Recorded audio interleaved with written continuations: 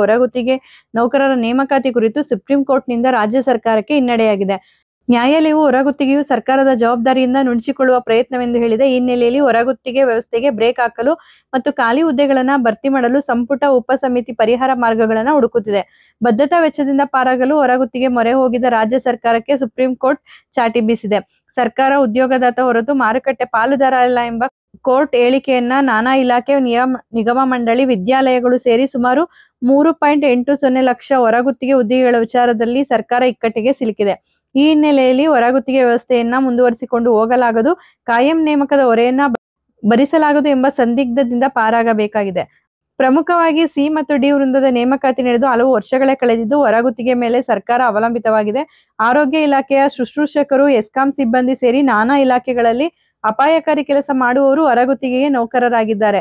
ಹೊರಗುತ್ತಿಗೆ ವ್ಯವಸ್ಥೆಯಲ್ಲಿ ನೌಕರರಿಗೆ ಕಿರುಕುಳ ತಪ್ಪಿಸಲು ಹಾಗೂ ಈ ಉದ್ಯೋಗದಲ್ಲಿ ಮೀಸಲು ವ್ಯವಸ್ಥೆ ಪಾಲನೆಗಾಗಿ ರಾಜ್ಯಾದ್ಯಂತ ಜಿಲ್ಲಾ ಕಾರ್ಮಿಕರ ಸೇವೆಗಳ ವಿವಿಧೋದ್ದೇಶ ಸಹಕಾರ ಸಂಘ ಸ್ಥಾಪಿಸಲು ಸರ್ಕಾರ ಮುಂದಾಗಿತ್ತು. ಆದರೆ ಸುಪ್ರೀಂ ಕೋರ್ಟ್ ಕಳೆದ ಆಗಸ್ಟ್ 19ರಂದು ನೀಡಿರುವ ಆದೇಶದಿಂದ ಸರ್ಕಾರದ ಈ ಹಾದಿ ಬಂದ್ ಆಗಿದೆ.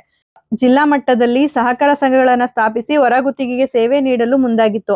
ಸಚಿವಾಲಯವೊಂದರಲ್ಲೇ 2800 ನೌಕರರು ಸೇರಿ ನಾನಾ ಇಲಾಖೆ ಮತ್ತು ಸಂಸ್ಥೆಗಳಲ್ಲಿ 3,80,000 ಹೊರಗುತ್ತಿಗೆ ನೌಕರರ ನೇಮಕವನ್ನ ಈ ಸಂಘಗಳಿಗೆ ನೀಡಲು ಸರ್ಕಾರ ತೀರ್ಮಾನಿಸಿತ್ತು. ಆಯಾ ಜಿಲ್ಲಾಧಿಕಾರಿ ನೇತೃತ್ವದಲ್ಲಿ ಜಿಲ್ಲಾ ಕಾರ್ಮಿಕರ ಸೇವೆಗಳ ವಿವಿಧೋದ್ದೇಶ ಸಹಕಾರ ಸಂಘಗಳನ್ನು ಸ್ಥಾಪಿಸಿ ಹೊರಗುತ್ತಿಗೆ ಸೇವೆಯನ್ನ ಜವಾಬ್ದಾರಿಯನ್ನ ಈ ಸಂಘಗಳಿಗೆ ನೀಡಲು ಪ್ರಸ್ತಾಪಿಸಲಾಗಿತ್ತು. ಈ ಸೇವೆಗಾಗಿ ಈ ಸೊಸೈಟಿಗಳಿಗೆ ಪಾರದರ್ಶಕ ಕಾಯ್ದೆಯಡಿ ಅಂದ್ರೆ ಕೆಟಿಟಿಪಿಯ ಸೆಕ್ಷನ್ 4 ಕ್ಲಾಸ್ ಜಿ ವಿನಾಯಿತಿ ನೀಡಲು ಪ್ರಸ್ತಾಪಿಸಲಾಗಿತ್ತು. ಈ ತೀರ್ಮಾನ ಕೋರ್ಟ್ ಮೆಟ್ಟಿಲೇರಿತು. ಜೊತೆಗೆ ಸುಪ್ರೀಂ ಕೋರ್ಟ್ ಕೂಡ ನಾನಾ ರಾಜ್ಯಗಳಿಗೆ ಅನ್ವಯವಾಗುವಂತೆ ಹೊರಗುತ್ತಿಗೆ ನೇಮಕ ವಿಚಾರದಲ್ಲಿ ಆಗಸ್ಟ್ 19ರಂದು ನೀಡಿರುವ ಆದೇಶವು ಹೊರಗುತ್ತಿಗೆಯು ಸರ್ಕಾರದ ಹೊಣೆಗಾರಿಕೆ ತಪ್ಪಿಸಿಕೊಳ್ಳಲು ಪ್ರಯತ್ನ ಎಂದು ಹೇಳಿದೆ. ಉದ್ಯೋಗ ನೀಡುವುದು ಸಂವಿಧಾನದ ವಿಧಿ 14, 16 ಮತ್ತು 21ರ ಅನ್ವಯ ಸರ್ಕಾರದ ಜವಾಬ್ದಾರಿ. ಸಹಕಾರ ಸಂಘಗಳ ಮೂಲಕ ನೇಮಕವು ಹಿಂಬಾಗಿಲ ಮೂಲಕ ಹೊರಗುತ್ತಿಗೆ ವ್ಯವಸ್ಥೆಯ ಪೋಷಣೆಯೇ ಆಗಿದೆ.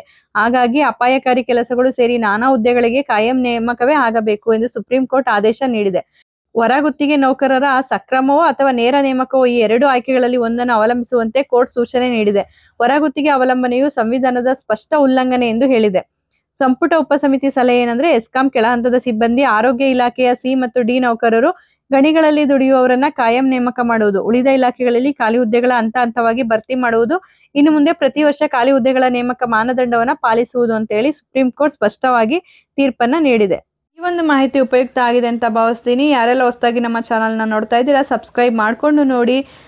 ಈ ವಿಡಿಯೋ ಇಷ್ಟ ಆಗಿದೆ ಅನ್ಸೋರು ಶೇರ್ ಮಾಡಿ, ಲೈಕ್ ಮಾಡಿ ಮತ್ತು ನಮ್ಮ ಚಾನಲ್ನ ನೋಟಿಫಿಕೇಶನ್ಗಾಗಿ ಬೆಲ್ ಐಕಾನನ್ನು ಪ್ರೆಸ್ ಮಾಡಿ. ಕಾನೂನು ಮಾಹಿತಿಯನ್ನು ಪ್ರತಿಯೊಬ್ಬರು ಕೂಡ ತಿಳ್ಕೋಬೇಕು. ಕಾನೂನಿನ ಜ್ಞಾನ ನಮ್ಮಲ್ಲಿ ಹೆಚ್ಚಾದಷ್ಟು ನಾವು ಸಮಾಜದಲ್ಲಿ ಬಾಳೋದಕ್ಕೆ ತುಂಬಾ ಸುಲಭ ಆಗುತ್ತೆ. ಧನ್ಯವಾದಗಳು.